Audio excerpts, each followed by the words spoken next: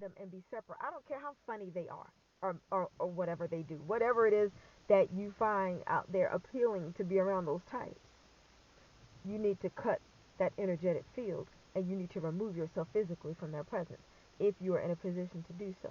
And if not, like I said in a previous conference, you need to go have a little talk with Jesus. Tell him all about your troubles, and then he can order your steps in another direction, or order the steps of decent people towards your life, because there are decent people out there. Believe it or not, there are. I know I'm one, so I know there's somebody else out there that shares the same values and standards and statutes and ethics that I do. There are people out there that are true blues. There are people out there that are not two-faced, that are not backbiters, not backstabbers, not gossipers, not lie spreaders, not full of jealousy and envy and hate and copycatting out of jealousy. And the reason why I worded it like that, because there are a lot of people that may like your style and may pick up your style, but they are admirers, and that's okay. But when something that does not like you tries to get you out of the picture, and then they start trying to look like you, okay, well now we're talking about something psycho, like that movie, Single White Female. For those of you that have seen that movie, this girl had moved a girl into her apartment, and the next thing she knew, the girl had her hair cut, was wearing clothes like her, had sex with the girl's boyfriend or fiance or whatever he was, and ended up trying to kill the girl. So you got to be mindful of people like that. You must understand there are some unstable people in this world, rocky minded. I call it rocky mind. They're off their rocker. They are off their rocker. And that's the reason why certain people can come around you, or you can go around certain people and you pick up this weird energy off of them, because they're crazy. They're crazy. Dusties. So you be careful of stuff like that. And not only that, mind the people that you see them affiliated with, because I guarantee you they're just as crazy too. Because how can you be a sane, intelligent person of good moral values and sit up under a dusty, loose cannon? Sit up under a dusty, something that has no sense.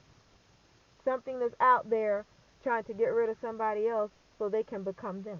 That's crazy. Y'all, we live in a crazy world. I know I'm not telling you guys out there anything you don't know. I could tell you all some things, but I have to say things for other conferences. But there are some nutcases out there.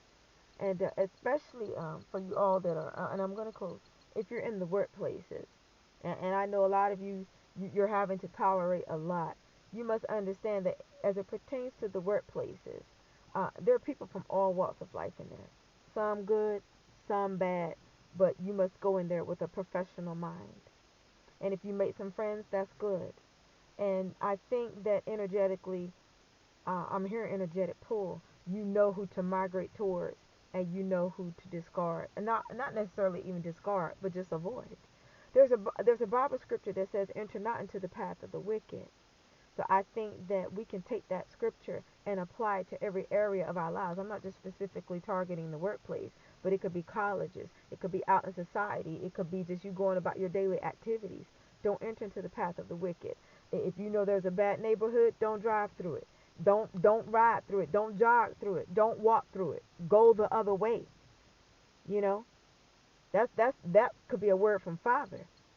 Don't go around the wicked if you can help it. I know sometimes it's unavoidable, but if you can, if it is within your power to avoid negative people, wicked people, people that are just they're violent, they just hate everybody, they hate themselves, they're jealous of everybody, or avoid, avoid, because they sleep not except they have caused somebody to fall.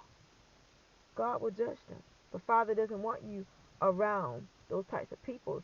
I feel like He values you higher. You're on a higher pedestal. They're not on a pedestal at all. They're in the gutter. You're the one on the pedestal. You're the one that's royalty. So why enter into the path of peasants? Because just because you may have a peasant in your environment doesn't mean you have to deal with them. Just ignore them. And I know it can be difficult, but it's the type of world we live in. It's the type of world we live in. You have to train yourself to tune out that which does not benefit you, and to tune into that which is beneficial. So I guess that's the word. And with that said, God bless you all until next time. I hope something that I've said has helped you. Okay? Ignore the haters.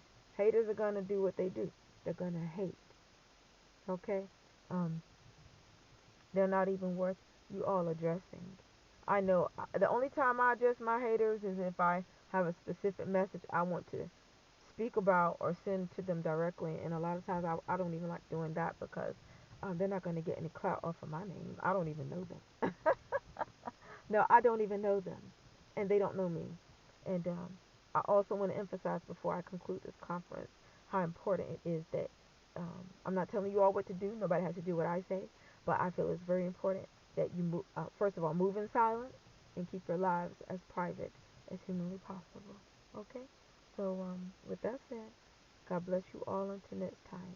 And be mindful of the people that you all allow in your lives. If they are attached to your enemies in any way, shape, or form, even one, get rid of them. God bless you all until next time.